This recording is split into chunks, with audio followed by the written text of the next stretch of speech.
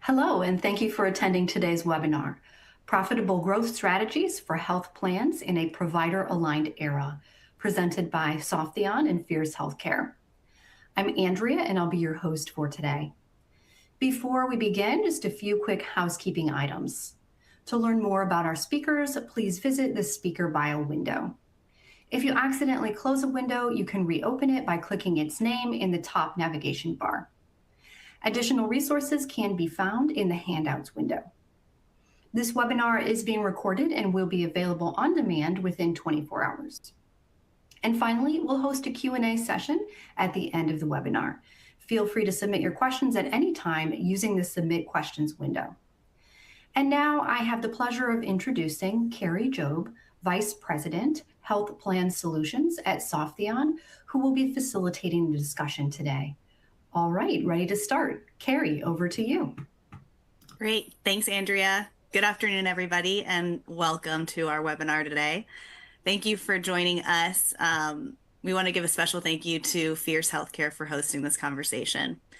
As Andrea said, my name is Carrie Jobe. I am Vice President at Softheon, and I'll be facilitating today's discussion on profitable growth strategies for health plans in a provider-aligned era. And we're here today because provider-aligned plans, whether it's provider-sponsored or provider-funded, are operating in a really different environment than the one they were originally built for. We're seeing margins are tighter, subsidies are uncertain, and there's new regulations, including Trump's Great Healthcare Plan. And consumers are having higher expectations while navigating many different options from ACA, Medicaid, Medicare, and employer-funded options like ICHRA, which is really just creating a lot more confusion. And then at the same time, health plans are being asked to do more, scale efficiently without adding additional cost, strengthen retention and loyalty in an environment where trust is harder to earn and easier to lose. And so what makes today's session different and exciting is that we're going to be hearing from real experts and pros in this industry about real solutions and real challenges.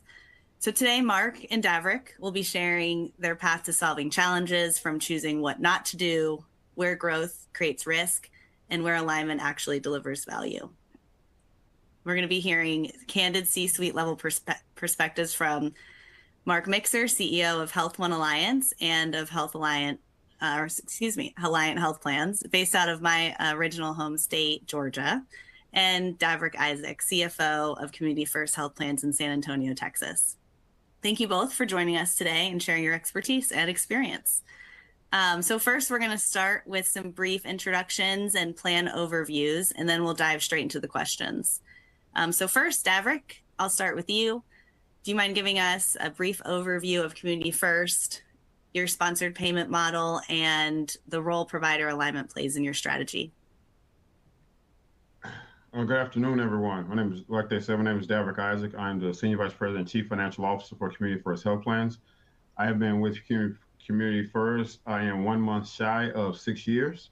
And at Community First, we are a nonprofit managed care organization that was established in 1995 by the Bexar County Hospital District, known here in San Antonio, Texas, as University Health.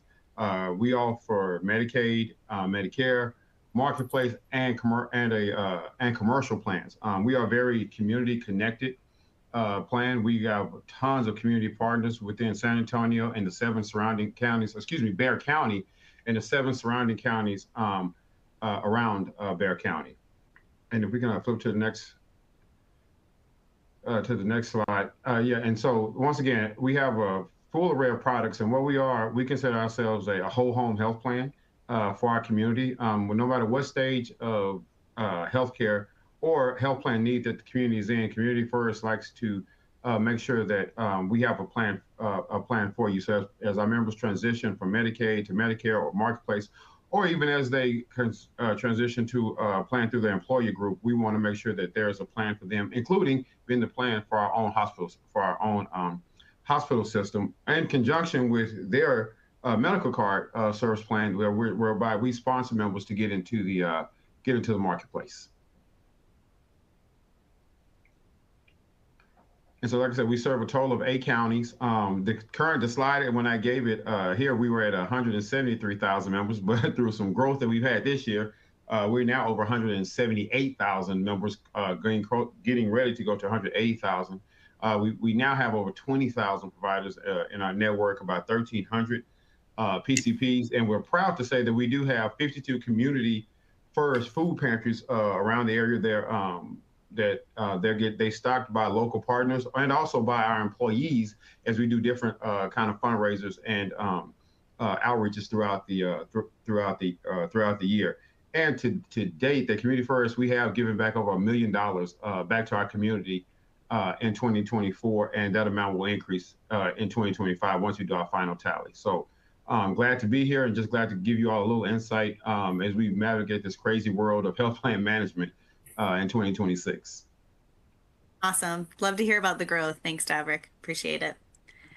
All right, next, Mark, same question to you. If you don't mind sharing a brief overview of your two organizations, the populations you serve, and how you think about provider alignment in your day-to-day. Sure. Well, our version of managed care is less about rules and it's more really focused with the spotlight on alignment. So you'll hear me talk about that a considerable amount of time. Health One's the parent company. Underneath it, to the left-hand side, we have two insurance carrier companies. Alliant is the provider-sponsored healthcare corporation, and then Certainty is our traditional coverage carrier where we write non-major med type products like short-term limited duration, disability, life insurance, et cetera.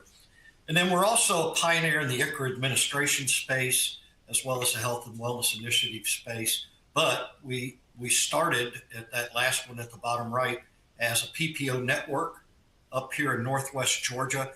We're the carpet manufacturers of the world. About 70% of all flooring gets made here in Dalton, Georgia. And when managed care rolled in back in the late 80s, early 90s, we were one of the first to set up a PPO network that made access to managed care available to those big entities. And we celebrate our 30th year this year. We are only in the private space. We are not in the public space of Medicaid or Medicare, FEHBP or any of that. And 95% of my business is in the individual market. We've been in the ACA since day one, and we represent about 10% of all Georgians covered by the ACA.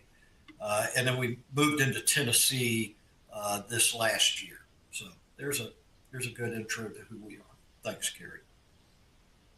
Love it. Again, more growth. Love hearing it. Thanks, Mark. All right, let's dive in. So first, we're going to ground ourselves in the fundamentals. So Mark, this one's for you. Provider-aligned plans often talk about their advantages, mission, integration, and access to clinical insight. What are the real advantages provider-aligned plans bring to the market, and where do those advantages start to get tested as you grow and expand? I'll go back to the keyword that I opened with, and I think the preference for provider plans is if they can get alignment with their provider partners right. Again, this is not, you'll find when you're provider owned, there's not very many people you can point to blame, right? The number, you're right across the table from them. And so we built a model in which we never enter a market unless we're properly aligned with that provider community. And in fact, outside of our owners, which are just up here in Northwest Georgia, we have not entered a market in Georgia or Tennessee where we have not been invited in. And that enables you to have a much different conversation than when you're at odds, like a lot of the for-profit companies are, or the stock owner companies. They have a much different mission to fulfill. Definitely agree. It's all about alignment, or alignment isn't enough, but definitely focus on, operationalizing that growth. So good point. Let's shift to the member experience. So Mark, again, where is member confusion highest today, and how does that confusion impact trust, retention, and cost for the plan?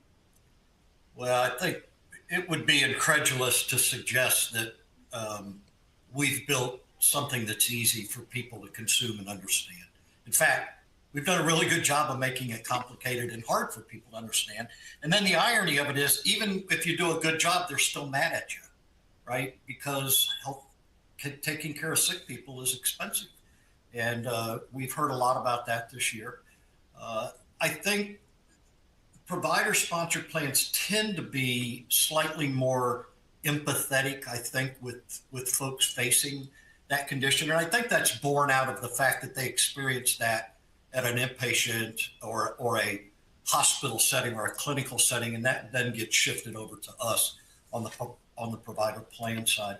But I would wager any health plan, for-profit, not-for-profit, provider-aligned or not, we all face the same thing. We want to take care of our members. We want them to understand how best to use the plan. It's all the nuances of letting that happen in a new technology-driven environment, right? We can text people, they can call, they got IVR, they can get online at 3 a.m. and have access to information, and yet it still seems to for people to fall through the cracks. And I think we just have to recognize that you got to take care of those folks one at a time. Daverick, do you see that confusion showing up differently given your sponsorship model?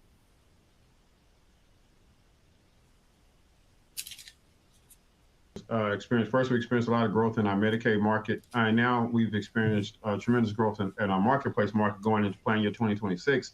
And I think what we really experienced when we saw the confusion for us was when it came to the marketplace, just the noise at the federal level. It was really confusing for members as they went to enroll, with everything with the subsidies going from advanced premium tax subsidies to enhanced premium tax subsidies. And then it seemed like the subsidies weren't going to be there and so we've had to do a lot of recommunicating to people that, hey, there is still subsidies available. They're no longer enhanced. They're just the subsidies that have always been in place. Yeah, there are definitely increases in premium, but a lot of these premiums are really subsidized. So a lot of member education on our part, particularly as we've gotten to new members who have come from for-profit and national health plans, they're looking at a community plan like ourselves, or a nonprofit health plan, and so we have really seen the confusion amongst our members. And what we try to do is really educate our members on, hey, let us help you, let our brokers help you, and let our resources help you to navigate through healthcare.gov and the marketplace, and get you into a plan that is still affordable for you, and it still has still a high quality plan that we have with Community First. Hey, Carrie, I'd add one more sentence to that. And I think Daverick's right. I've been doing this for 40 years. And after a while, you stop arguing about ideology. I don't even care about ideology anymore. Mm-hmm. I ask the question, does it work? Right? Show me that it works, and we'll put resources behind it. But that's it's easier said than done. Makes a lot of sense. That leads us, now let's talk about engagement. So Daverick, how do you stay high touch and trusted while still encouraging digital self-service that keeps costs under control? This is a great question. And I know, probably for me and Mark, this is a balancing act, because the thing about community, when you have community plans, nonprofit plans, local plans, is the whole goal is to be what people come to us, because we are high touch. You don't have to go through a IVR and click a bunch of ones and twos and speak into it to get to people that can help you. But at the same time, in this technological age that we're living in, and with admin costs rising and the admin budget being squeezed, we have to balance, technology with also still being high touch. And so I think one thing that we've done is, like with our member services / call center, we've kept it local. So, you really are, when you call us in our service area, you are still talking to your neighbor. You're not talking to a service center that's in another state. But then at the same time, what we've done is we have beefed up a lot of resources in our member portal. So letting members know there's a lot of things that you can get from their portal. Like to Mark's point earlier, we've done a lot with text messaging now, and now with AI. We were very careful with that, but there was a lot of opportunity there to solve a lot of member problems without having to pick up the phone. So what we're trying to do is balance that of, hey, when a member wants to talk to us, you're still talking to a local person here in the Daverick County area, but at the same time, letting members know that there are a lot of great resources and a lot of ways you can get a lot of things done with our app and through our member portal. Awesome. Just got to communicate that's a resource for them. So really good stuff. Mark, where have you seen that balance work and where has it fallen apart? I'd echo very much what Daverick said. I think internally it rests on how you build what you want the outcome to be. For our client service folks, we do not track how long they're on the phone with someone. In fact, we track, did they solve the problem with one call? I don't care if you got to spend 2 hours on the phone with somebody to do that. And again, that's a great concept, but making sure that you've got the resources that you can empower a client service person to actually make those outcomes positive, or at least be able to solve a problem while you're on the phone with either a provider or a member. You've got a lot of constituencies that you have to worry about. It's not just your members, right? It's your employers, it's your brokers, it's your providers, it's your board, it's your own employees, et cetera. So that begins, I think, internally. We're big on creating what I call Chick-fil-A leadership teaches this idea that's called raving fans. And most people, when they hear that, think that I want my employees to be a raving fan of our members. And that's not what I'm talking about at all. I want my employees being a raving fan of my other employees. So employee A being a raving fan of employee B, that they then come up behind or beside them and support them in whatever challenge they're facing. That, I believe, gets exhibited in the way that we care for people when they call in, usually at a horrible time in their life, right? Particularly members, complex case management, et cetera, trying to find a provider. The network, they can't navigate for this. They typed in the provider name, but typed it in wrong, can't find it. All of those issues, I think, lead back to that empathetic point of view. All right. Mark, another question for you. Let's talk about growth risk. How do you plan for growth when higher premium volume also means higher claims exposure? What lessons have you learned about scaling responsibly without outpacing capital or infrastructure? Yeah, I don't know. We grew. All right, let's take this maybe from a more traditional business model. The right growth path should be around 15%. Every business school will teach you that that's sort of where the ideal growth path is. We haven't seemed to figure out a way to achieve that. We either stay flat or we grow like we did this last year, in a year that everyone was predicting the individual market would recede, right? We grew like 40%. And that has its own domino effect. My medical management phones are blowing up. My client service phones are blowing up.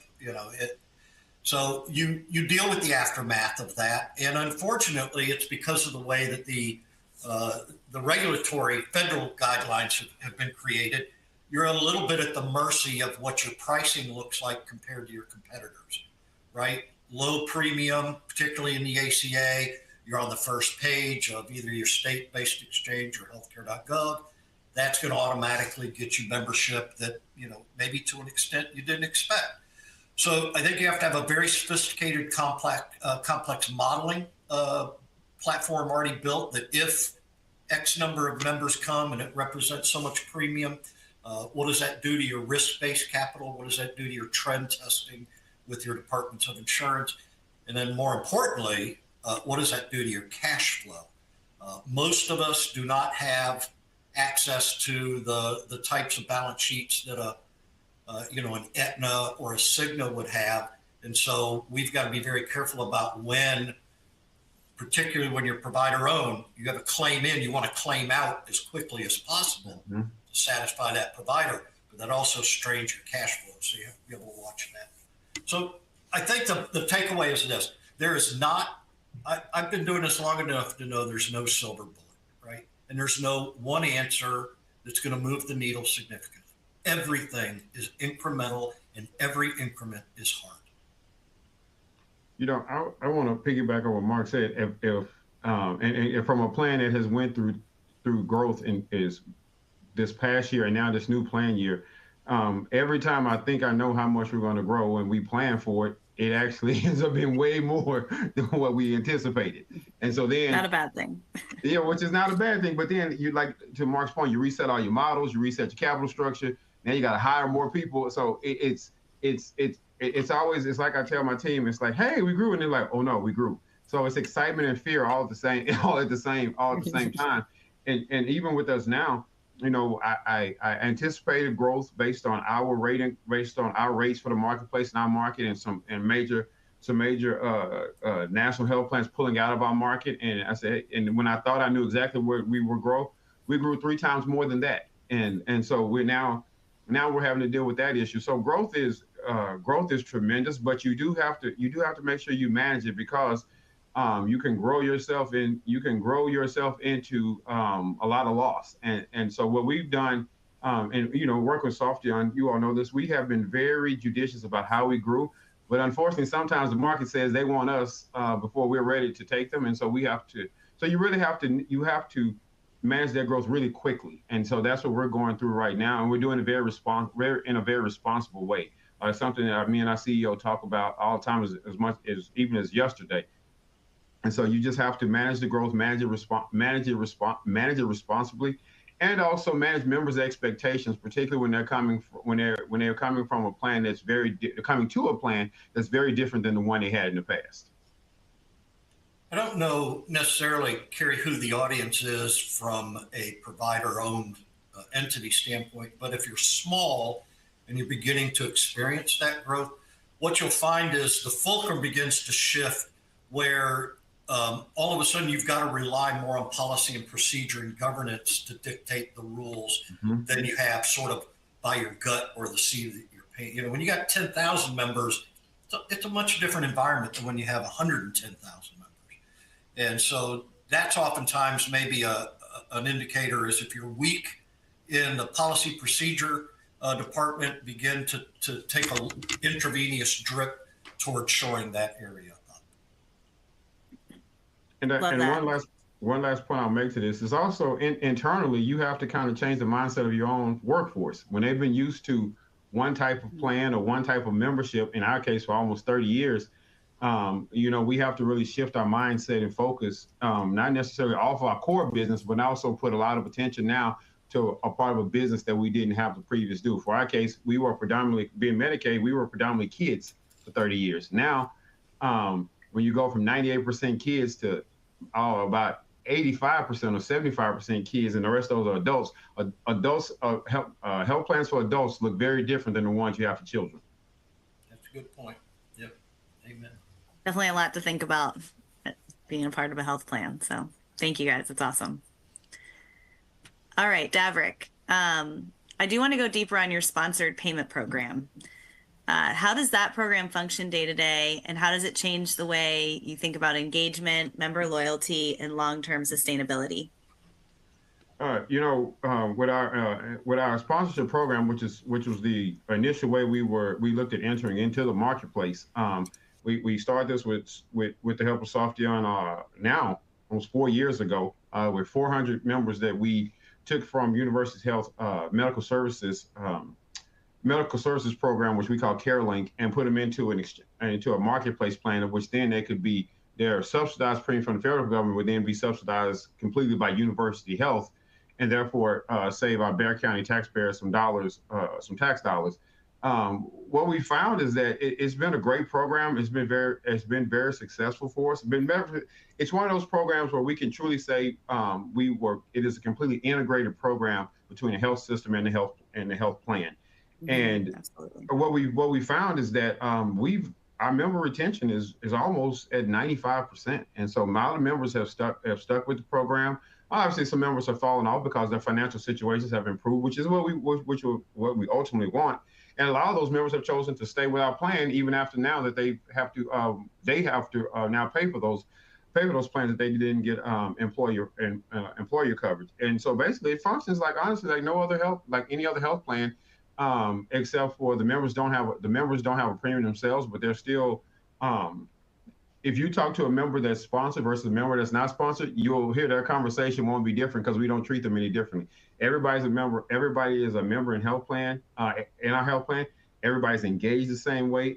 We don't we really don't, other than the back office process, there's really no way to delineate. But and what we're seeing now is that population, as we've grown, it has grown as well. And so we've been able to make a lot of headway with our health system on this population to get more people who should be in a health plan, and to get them in the health plan, and therefore be able to return to our health system reimbursements that they should have been getting for members being in a health plan. And so it's been really a win-win overall, just for Community First, for University Health, and Bexar County in whole. That's great. It's definitely a great way to show your members that you care and you want to support them.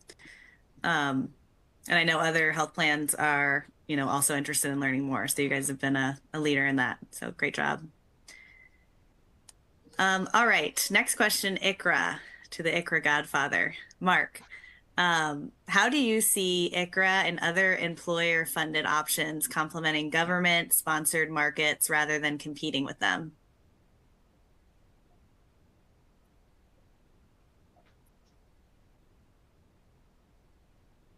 I'm sort of the mindset that the traditional model is sort of like, we developed it back in the late 1950s, early 1960s, and it graduated high school, but it just never moved on, right? It's like, good God, we've been doing the same thing. ERISA is now 52 years old, right? That tells you how long it's been. And then this idea of, hey, maybe the same way that 401ks disrupted the pension market 25 years ago, maybe we should apply that same approach where we just give people the money to buy what they think is meaningful and important when it comes to healthcare. And so now my position is this: it's interesting to watch employers realize that they didn't have to become insurance experts, right? And when you can pull them out of that, you're very grateful. So never will you hear me say that the ICHRA is a silver bullet, but where the stars align and it fits with the seeking of a new strategy by employers that enables them to get out of having to be in the insurance business, stabilizes their funding, and creates, really in most cases where it's done right, a win-win-win situation. It's a win for the employer, it's a win for the CFO who likes the budget stabilization, and then it's a win for the employees. It's really a fun thing to watch. It is not necessarily the end-all be-all for everyone. So as in anything that you pioneer, the pioneers are the ones that get slaughtered, because we're the ones that have to do battle, with everybody who's a naysayer, why it won't work, and the brokers who ignore you, and yet, the employer's begging for something different. So I don't think it's going to go away. In fact, the federal government now for years exhibited in the bill that the House just passed. It's got legislation that shines the spotlight directly on ICHRA. I've been helpful in getting 3 state legislators to pass a tax credit, working with Georgia to pass one this year, I hope. And so I think it will remain. I don't think it's ever going to replace the traditional model in our given lifetime. I think it's going to take, 15, 20, 25 years for it to gain the majority. But for small employers, it's a godsend. No longer do they have to meet minimum requirements, minimum contributions. They can offer coverage, dip their toe in the water, maybe for the first time. And that is a game changer. I'll piggyback on Mark. I had ICHRA on our growth strategy for plan year 2027, but I've been forced to make it a part of the strategy for 2026. And when I say forced, it's because small employees have come to us. We have currently, and when I say we're new to ICHRA, we are literally building the plane while we're flying it at the same time, and with a lot of help with Softheon.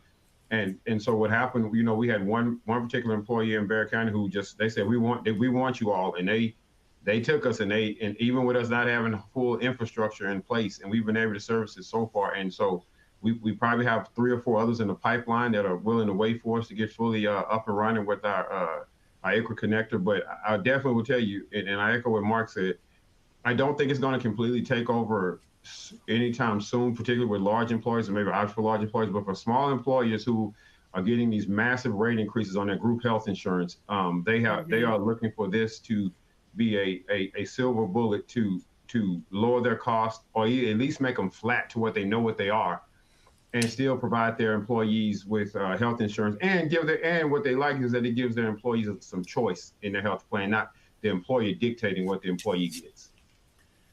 There's a whole nother hour webinar on whether a health system, right, let's say a hospital, should look at ICHRA in a much different light and get out of this idea that somehow they manage the premium dollar. If you don't own an insurance company like our provider does, right, you're already subject to 70% of the premium dollar anyway. So why not try and influence the other 30% in a way that magnifies your revenue? Our first we wrote the first large employer in the country on an ICHRA, and that was our hospital owner with 5,000 employees. They have never gone back. In fact, they just renewed for their 7th year. So they love it. They're advocates of it. And they could tell you, why in 1,000 different ways. But I think if you don't at least consider it, I think you're doing yourself a disservice. Maybe we should leave it at that. Totally. And for our viewers, you can actually download a link about ICHRA, the 12 steps for ICHRA success. So just wanted to remind you that was there. Let's stay on ICHRA for a moment. This is a question for both of you. What makes employer-funded models like ICHRA attractive for provider-aligned plans, and what operational challenges tend to surface first? You want to go, Daverick? Yeah, I'll go ahead and take this first. I think what makes it attractive for us, and I'll speak for us as a community plan, it's another avenue for us to assist the community with healthcare. We're always looking for ways to give Bexar County and the counties around us, how can we get more people access to quality? How can we get more people access to quality healthcare? And so ICHRA is another way that we can, like I told you, that whole home health plan that we are. It's another plan that we can put on our books, that as the people transition into, particularly our employer groups look to transition from major group medical plans, they can come to us and find out and have our ICHRA plan. And then for a plan like ours, who we're still right now, over 90% of our membership is in the Medicaid market, and so we don't get to really, set our own strategy, or I should say, set our own destiny as far as growth in our plan. This is a growth opportunity for us to be able to do that. It's a way to connect directly with employer groups for us, and it's also a way for us to model networks that fit employer groups that aren't traditionally like these big national networks that they have to pay for. We can make them somewhat smaller networks, as long as we obviously meeting the network adequate for CMS, and make it more affordable, or make it not just affordable for the employers, but for the members. Now, and us in probably a different situation. Mark, operational challenge for us is we've never been in ICHRA space before, so we're trying to build this. We're trying to build this thing out and make it where we can take on multiple employer groups through ICHRA at one time, and not just kind of say, okay, we have one, now let's go next month and work on another one, and let's go next month and work on another one. So we're really, for us, the operational challenges for us is just building out this full infrastructure, which we're working on right now, and getting the right people in place, that when our brokers are going out and making these communications with employers groups, they can say, oh yeah, let me get you in the community first, and then it just flows right through. Yeah, if you put on the lens of a health plan, right, who's considering an ICHRA, sort of where Daverick is, you've got 3 levels, or 3 maybe tiers, that are probably up for consideration. Do you just promote it? In other words, do you say, look, here's a new idea that's available, it's a new tool that's available to employers, and you should be aware of it, et cetera, and you promote it, you're agnostic, in other words, about it, but that's as far as you go. I think the next step is you create product that might be attractive to those employees, when they go to an ICHRA and you offer an individual plan, they have an opportunity to pick your product. And so your product lineup, particularly off market, has to be attractive, right? And I think that's another aspect of it that doesn't take you into an ICHRA administration, but it still focuses on capitalizing off an ICHRA platform. Then the third one is you actually go out and provide ICHRA administration. Now, I'm going to tell you, if here's the danger. If you think ICHRA administration is easy, okay, I would love to have a conversation with you because it ain't easy at all. Our company name is ICHRA Simple, okay? And there is nothing simple about administering an ICHRA. It is incredibly complicated. But, all right, once you work out all those nuances and you create, again, your process around it, we have never lost money in our ICHRA line of business. And here's the interesting fact on all of that.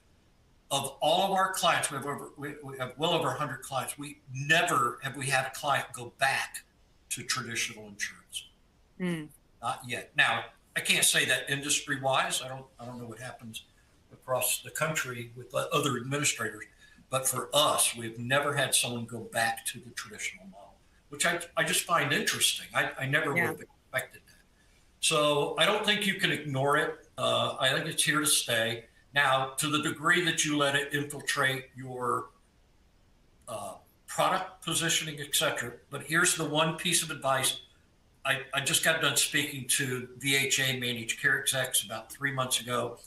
And I said, if you do nothing else, talk to your hospital and your provider finance people and tell them that, look, if you've bought into this idea that individual reimbursement should look like Medicaid, then you're about to experience a lot of negative revenue because now you're going to get a shift out of traditional commercial, where you're getting higher reimbursement, and it's going to go into individual, and you're going to look. The CFO's going to look at what happened to my revenue, and then they're going to pinpoint it, and then they're going to be mad at you if you're the health plan that's selling that individual coverage. But if you tell them up front, it gives their managed care contracting time or contracting managers time to kind of even the keel on that reimbursement model. Awesome. No, we could talk about ICHRA all day. Well, before we get to the last question, I did want to remind the viewers, if you want to enter any questions in the Q&A section, we're going to spend some time at the end answering those questions for you. All right, let's pivot to AI. Everyone's talking about it. Now we're living and breathing it. So, Mark, where is AI actually delivering value today, and what has to be true from a governance and risk standpoint before it can go further? I think we actually are already in a vortex of where you can't even tell where AI is. Sometimes you can, but most of the time you're like, I don't. All I know is half my employees never used to be able to create, 18 pages of, dialogue and presentations. Now all of a sudden they can do it in 10 minutes, right? So is that an advantage? Sure it is. Anything that creates kind of a leg up on productivity, that's fine. Governance, I think, is still the key to this that drives the cornerstone of the infrastructure. I'm a big believer that I would adopt AI knowing, right, that somebody's going to fall through the cracks. And I equate it to this. I told you I've been doing this for 40 years, so I watched managed care. I was around when managed care was the disruptor, okay? And I watched when it came in. And you know how people learned how to navigate in managed care?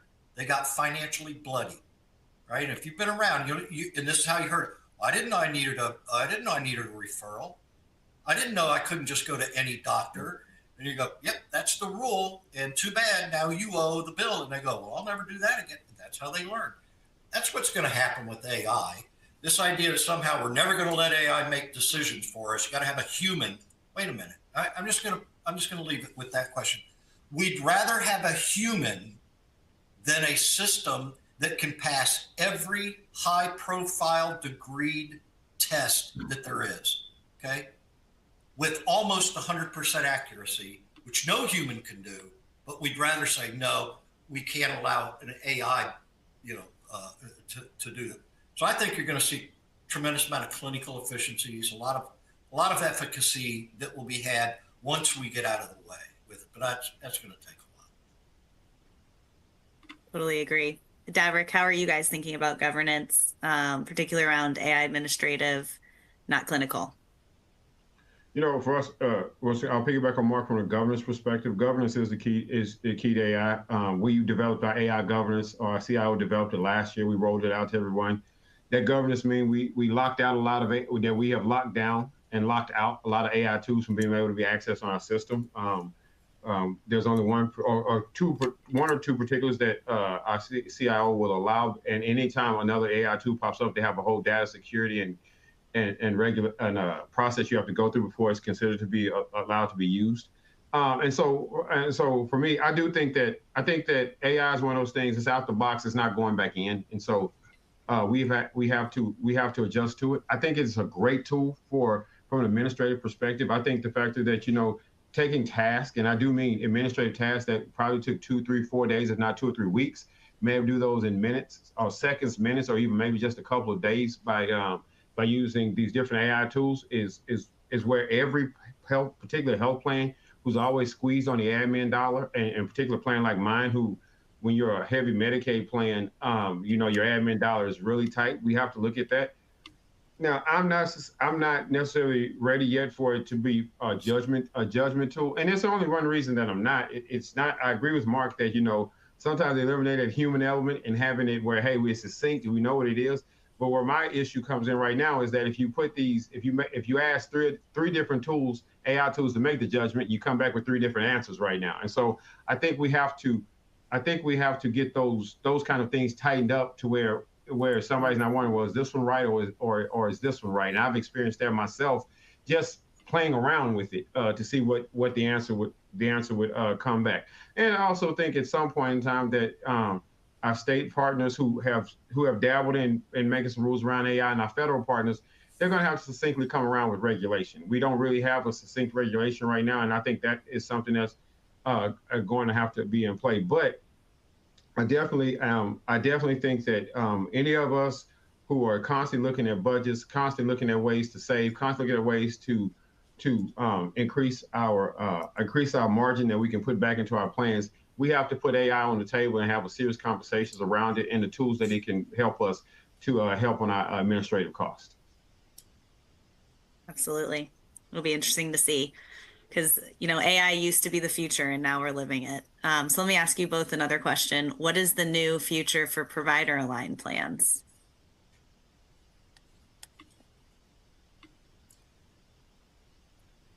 That's a great question.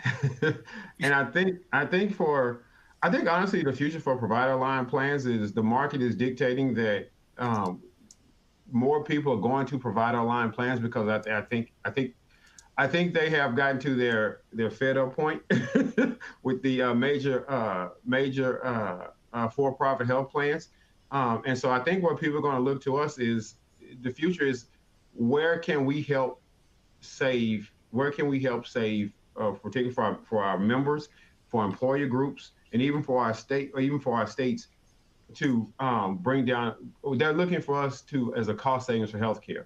I think they're looking for a more high touch plan, and they're not just feeling like they're just another number. So I really think that when you talk about our future, that balancing act that we talked about between being high touch and technology, it's going to be a teeter-totter, because we're going to become probably more popular in the next 5 to 10 years than we've ever been in this health plan space, because people are seeking us out, not necessarily us seeking out people. And so I think that we really have to be prepared for growth that we probably would not expect. Now, do I think that a provider-sponsored plan or local, regional, community plans are going to overtake the BUCA type plans of the world? Absolutely not. But I think there's going to be a shift, and so we're seeing it already, to come to local community plans, and local provider-sponsored plans are going to have to be ready and prepare for that shift as it comes.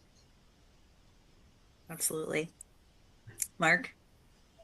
Yeah, I would agree with that. I think the longer that I'm in this, the more that I realize that alignment, not Alliant, gosh. Alignment beats innovation every single time. Mhm. But most people want to sit around and talk about innovation because it's exciting, right? That's the tip of the iceberg. If you can't get the 90% of the iceberg that's under the surface, the operations, the right healthcare at the right price at the right time on a local proximate basis, you're not going to stay around 30 years. I mean, ultimately, that'll fail you. So I do think that there's a growing awareness that not everybody needs access to a national network in case I get that one rare disease that I have to go to Kansas City to get cared for. Nonsense. Healthcare is local. And to the degree that the provider-sponsored plan can educate their local members around that, I think is to their benefit. So I go back to alignment. Yeah, I'm gonna piggyback off of Mark. I think alignment it will be crucial, and particularly for those provider sponsors, alignment with our health systems. As we grow, there can be an opportunity for them, or to Mark's point, it could be a cost to them, depending where that member is shifting. So from a reimbursement perspective that they were getting, that's now coming through us, and we have to prepare them for that. And I think alignment and what I have the conversations with our CFO at our health system is, we talk about whether the dollar is going straight to the hospital system or it's coming from the health plan. It's all coming into the health system. And so I think that strategic alignment and making sure that the plans for provider sponsored, particularly those that are aligned, have a seat at the table. When we talk about strategic growth of a health system, is something that's going to be very key as this shift happens. And I think I'll tell you something I've learned, because I started in a for-profit New York Stock Exchange HMO, and then I made the switch over to providers. Particularly hospitals tend to have a lot of proud people. They think that because they could run a hospital that they know how to run a health plan. And I'll tell you what, nothing could be further from the truth. Right? And ask all the provider-sponsored plans that when they built a plan, they took a key player from the hospital and they went, well, you've been a rock star, therefore you're going to be a rock star running health, and then it miserably fails. And they go, we don't understand what happened.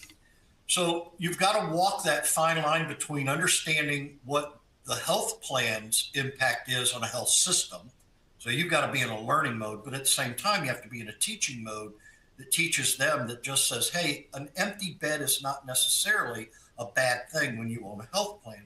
And there's a give and take, and that's what I mean by the depth of alignment. It isn't just that, you can get your clinical policies and your PAs properly aligned. It's an understanding of how one feeds off the other. Definitely a fine balance for sure. So, all really good stuff, guys. So we are nearing the end of our time today, but we have some time for Q&A. So please, everybody, drop your questions in the chat, but we have a couple questions that have come through, so I'm going to go ahead and dive into. So one question, can ICHRA clients get claims experience to shop with ASO stop-loss plans? So I hope I'm saying it right. John Lee asked that question. So that is a great perspective from a traditional mindset, okay?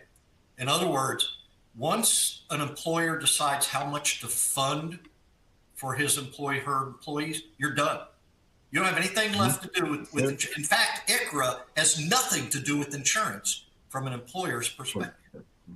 The employer never thinks about it, doesn't have anything to do with it, can't influence it, can't do anything with it. So obviously the answer to your question directly is no, because there is no insurance that the employer is responsible for.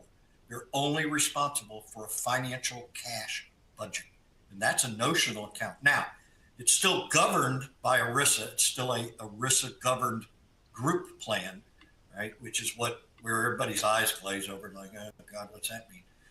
But the answer to your question is no. You're not you're no longer in the insurance business. That's the beauty of it. You're completely out of it. So you don't manage claims. You don't manage high dollar claims. You're not lasered out with stop loss.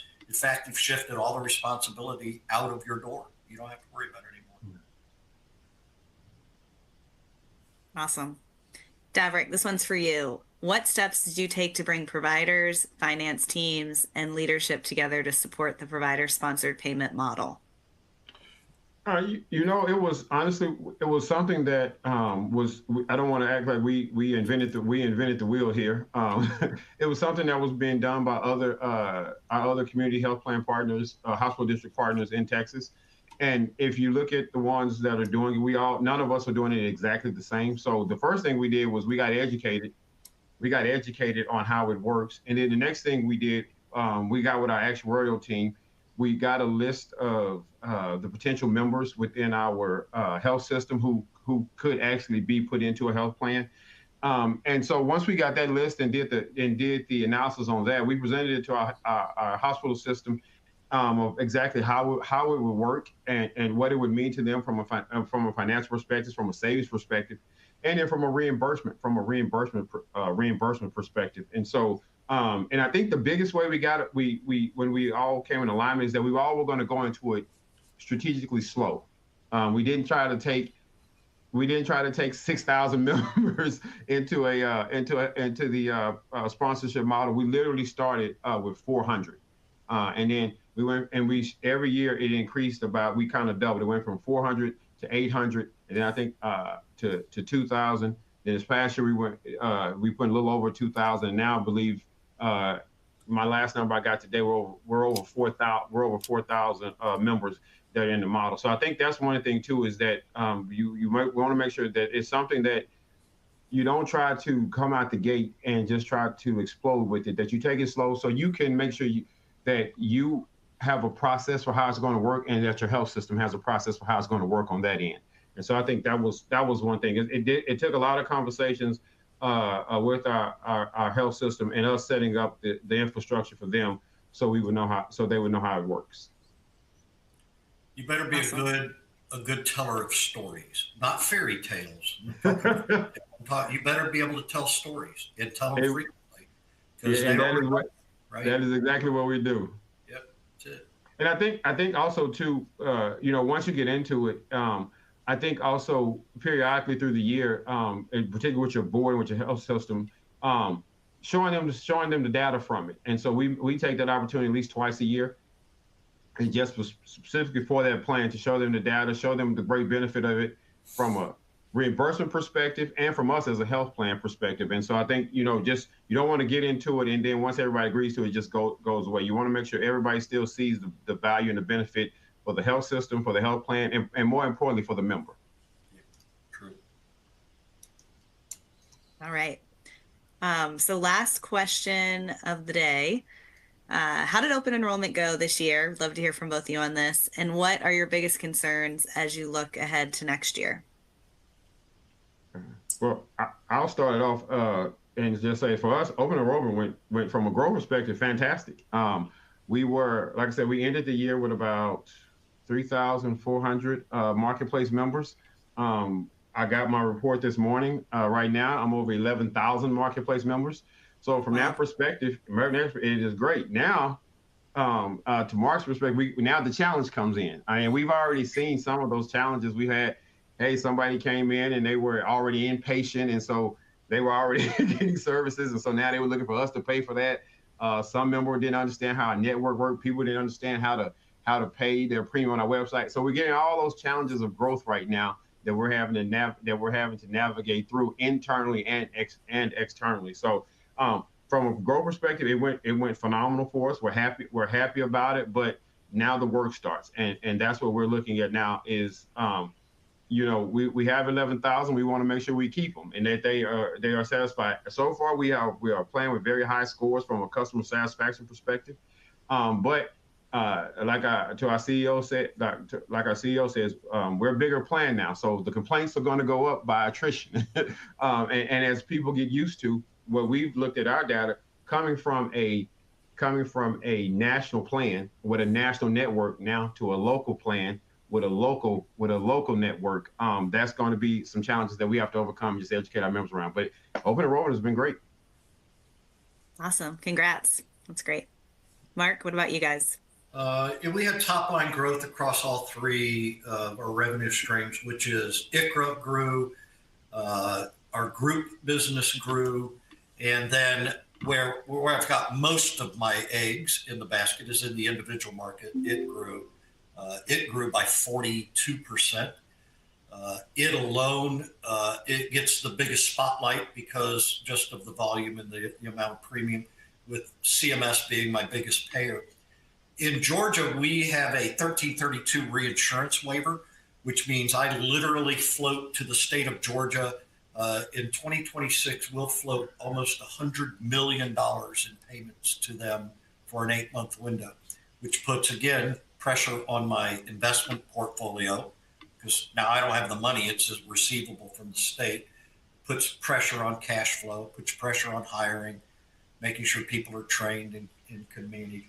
So I view it all as positive, knowing that you've got headwinds with God knows what the Trump administration is going to do next. We don't even know if Congress is going to do anything next, much less the Trump administration. So, you always wait to see what impact that's going to have. Barring anything that derails the ACA, I think 26 is a stabilizing year again. And I think we'll go through another 8 to 10 years of it being very minor rate increases every year. 26 was a reset. It was stable since 2017, 2018. And so here we are 9 years later. Prices went up across the board. Biggest fear, MLR. I think every carrier in the nation spiked in MLR last year. Is that going to abate in 26? Because if it doesn't, that's going to be a real bear to wrestle to the ground and get under control. Awesome. We actually had one more question come through, Mark, while you were talking. So let's go ahead and attack that one, and then we'll close out here. Do ICHRA members select an ACA plan or something else? The only way that you can gain access to the employer's funding is you must buy an ACA compliant plan, or Medicare A and B, or Medicare C, which is a Medicare Advantage plan. That's the only way. Okay, great. Good. All right. Well, we are done. So this was fun. I loved talking with both of you guys. And I just want to thank you for such a candid conversation. I would say a big takeaway for me is that profitable growth in a provider-aligned world isn't about chasing scale, but more about discipline and being intentional. So like discipline in your capital, operations, engagement, and deciding on where alignment actually creates value. So with that, I want to thank you to Fierce Healthcare.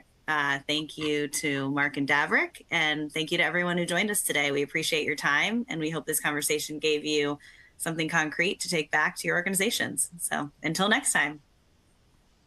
Thanks, Carrie. Daverick, best of luck to you, bud. Best of luck to you, Mark. Thank you. Thanks, Carrie. Yes, thank you so much. And that is all the time that we have for today. I'd like to thank our speakers for their thoughtful contributions and our audience for joining us today. If we were not able to answer your question, we will do our best to follow up after today's webinar. As a reminder, a recording of this session will be available on demand within 24 hours. Thank you for joining us, and we look forward to seeing you next time.